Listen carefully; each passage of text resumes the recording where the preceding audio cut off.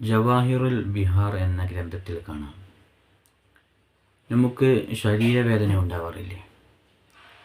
ആ ശരീരവേദന ഉണ്ടാകുന്ന സമയത്ത് അത് മാറാൻ വേണ്ടിയിട്ടൊരു ബൈത്ത് ഉമർ റളിയല്ലാഹു അൻഹു പറഞ്ഞു തന്നിട്ടുണ്ട്. ഇത് ശരീരവേദനയുള്ള ഭാഗത്ത് സ്പർശിച്ചുകൊണ്ട് ഇത് ചൊല്ലിക്കഴിഞ്ഞാൽ ശരീരവേദനയ്ക്ക് വളരെയധികം ശമനം ലഭിക്കുമെന്ന് മശായിഖന്മാർ നമ്മെ ഓർമ്മപ്പെടുത്തിയിട്ടുണ്ട്. ഏതാണ് ആ ബൈത്ത്? നമുക്ക് സ്ക്രീനിൽ കാണാൻ സാധിക്കും. അമർതു കഫൻ സബ്ബഹത് ഫീഹൽ ഹസാ വറവത്തിൽ ജൈശ ബിമാഇൻ ത്വാഹിരീൻ അലാ മആശി വമആദി വഅലാ ദുർരിയതി വബാത്തിനി വളാഹിരി.